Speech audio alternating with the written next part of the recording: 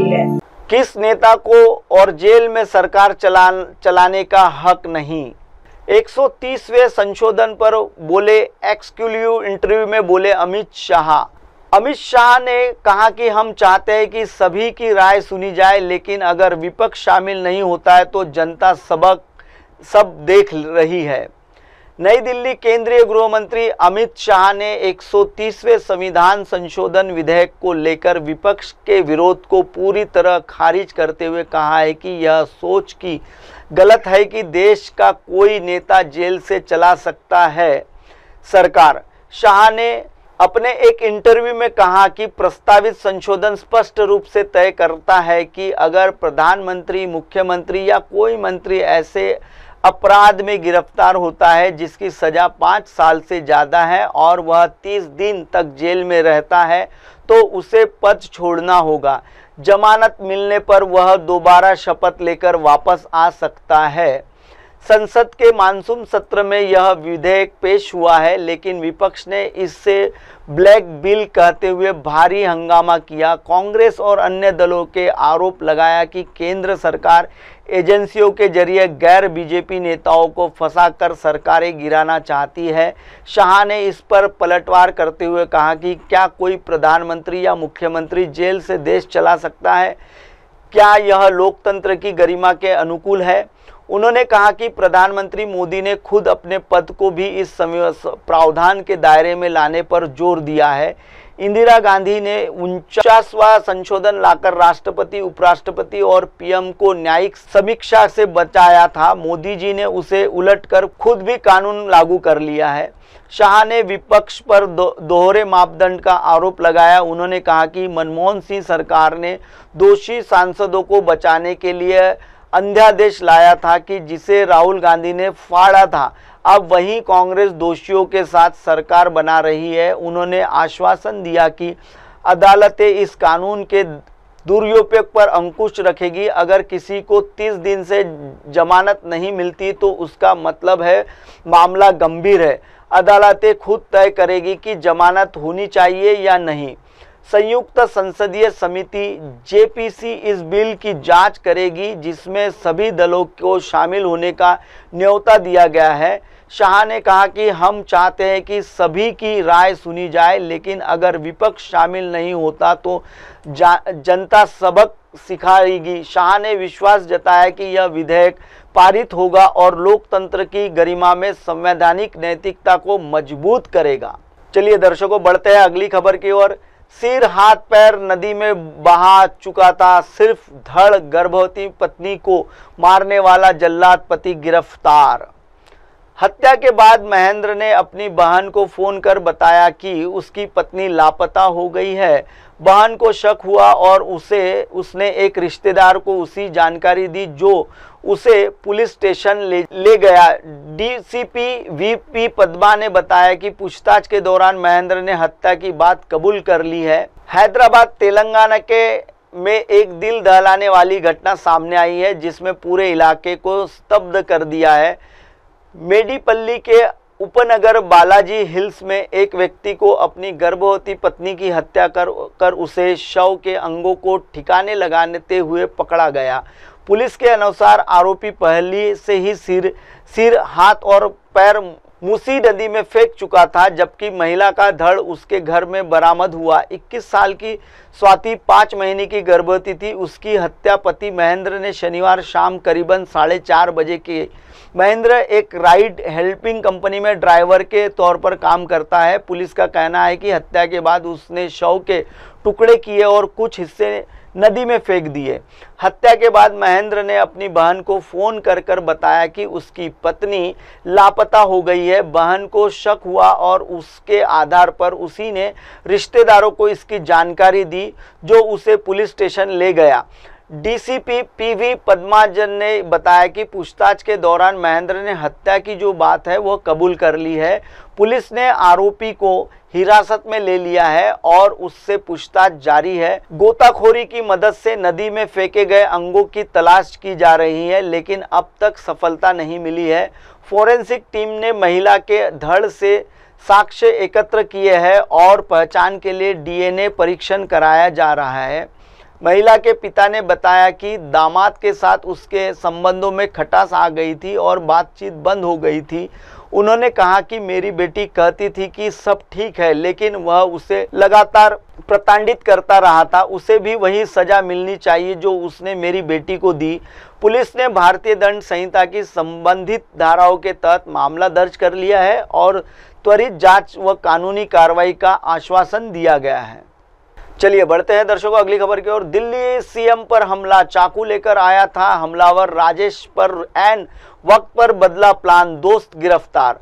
तहसीन पर आरोप है कि उसने हमले की योजना में राजेश की मदद की थी। पूछताछ में सामने आया है कि राजेश लगातार तहसीन से संपर्क में था और उसने उसे आर्थिक सहायता भी ली थी।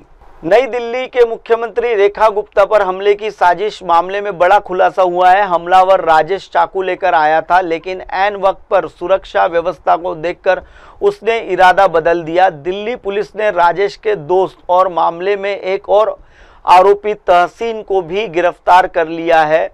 पुलिस के सूत्रों के अनुसार मुख्य आरोपी राजेश के दोस्त तहसीन सैयद को गुजरात के राजकोट से हिरासत में लेकर दिल्ली लाया गया है और अब उसे औपचारिक रूप से गिरफ्तार कर लिया गया है। तहसीन पर आरोप है कि उसने हमले की योजना में राजेश की मदद की थी। पूछताछ में सामने आया है कि राजेश लगातार तहसीन से संपर्क में था और उसने उसे आर्थिक सहायता भी ली थी। तहसीन ने राजेश को 20,000 रुपए का ट्रांसफर किया था, जिसमें वह दिल्ली में रह रहा था। पुलिस के अनुसार राजेश मुख्यमंत्री आवास पर जाने से पहले सुप्रीम कोर्ट भी गया था, लेकिन वहां भी कड़ी सुरक्षा व्यवस्था को देखकर वह वापस लौट आया और शालीमार बाग स्थित मुख्यमंत्री आवास पहुंचा। सूत्रों का दावा है कि राजेश मुख्यमंत्री पर चाकू से हमला करने की योजना बना रहा था, लेकिन सुरक्षा को देखते हुए उसने सिविल लाइन इलाके में ही चाकू फेंक दिया। अब तक इस मामले में 2 गिरफ्तारियां हो चुकी है। मुख्य आरोपी राजेश और उसका सहयोगी तहसीन। उसके अलावा दिल्ली पुलिस ने राजेश के 5 अन्य दोस्तों से भी पूछताछ की है। तहसीन से पूछताछ अभी जारी है और पुलिस इस साजिश के पीछे की पूरी योजना को उजागर करने में जुटी हुई है। चलिए दर्शकों बढ़ते हैं अगली खबर की ओर। जहानाबाद आरजेडी विधायक के खिलाफ बगावत, कार्यकर्ताओं ने लगाए सुदय हटाओ जवाहरनाबाद बचाने के नारे। आरजेडी कार्यकर्ताओं का कहना है कि सदय यादव 2 बार विधायक रह चुके हैं, लेकिन उन्होंने क्षेत्र में विकास के लिए कोई काम नहीं किया है। अगर उन्हें तीसरी बार टिकट दिया गया तो पार्टी चुनाव हार सकती है। विधानसभा चुनाव जैसे जैसे नतीजे नजदीक आ रहे हैं, राजनीति हलचलें तेज होती है जा रही है। इसी कड़ी में जहानाबाद में राजद को चुनाव से पहले उसके ही गढ़ में बड़ा झटका लग सकता है। स्थानीय विधायक सुदय यादव के खिलाफ पार्टी कार्यकर्ताओं और महागठबंधन समर्थकों के खुलकर मोर्चा खोल दिया है। रविवार को रतनी फरीदापुर प्रखंड के शकुरबाद में स्थित एक निजी हॉल में महागठबंधन समर्थकों के लिए एक महत्वपूर्ण बैठक आयोजित की गई थी, जिसमें बड़ी संख्या में राजद कार्यकर्ता, पंचायत प्रतिनिधि, स्थानीय नेता और स्थानीय लोग शामिल हुए। बैठक के दौरान सुदय हटाओ जहानाबाद बचाओ के नारे लगाए गए, जो इस बात की ओर इशारा करते हैं कि विधायक के खिलाफ संतोष अब उबल रहा है। बैठक में कार्यकर्ताओं ने विधायक सदय यादव पर कई गंभीर आरोप लगाए। उनका कहना है कि यह अनुकंपा से विधायक बने, 2 बार विधायक रहे हैं, बावजूद उन्होंने क्षेत्र में कोई विकास का कार्य नहीं किया है। विकास फंड के दुरुपयोग का भी उन पर आरोप लगा हुआ है। राजद कार्यकर्ताओं का कहना है, कहा गया है कि जहानाबाद और अरवल के जोड़ने वाले 20 किलोमीटर लंबा मुरहाना पंथ अब तक जंजर हालत में है। इसके बावजूद इस सड़क पर कोई काम नहीं हुआ। कार्यकर्ताओं ने भी दावा किया है कि विधायक को जो विकास फंड करीब 32 करोड़ मिला था, उसका दुरुपयोग किया गया है। एक पंचायत को औसत 70 से 75 लाख रुपए मिलने चाहिए थे, लेकिन आरोप है कि यह पूरा का पूरा फंड बेच दिया गया है। बैठक में मौजूद कार्यकर्ताओं ने जिला प्रशासन से सुदय यादव के कार्यकाल की सभी विकास योजनाओं की जांच करने की मांग की है। उन्होंने यह भी स्पष्ट किया है कि विरोध विधायक के खिलाफ पार्टी कार्यकर्ताओं का नहीं, बल्कि जनता का है। ईमानदार नेता को टिकट देने की मांग। राजद समर्थकों ने राजद सुप्रीमो लालू प्रसाद यादव और नेता प्रतिपक्ष तेजस यादव से यह मांग रखी है। आगामी चुनाव के सदय यादव को टिकट काटा जाए और किसी अन्य योग्य एवं मजबूत कार्यकर्ता को उम्मीदवार बनाया जाए। उनका कहना है कि अगर पार्टी किसी भी जाति या वर्ग के ईमानदार नेता को टिकट देती है तो जहानाबाद की सभी भारी जनता उसे जिताना तय मानेगी।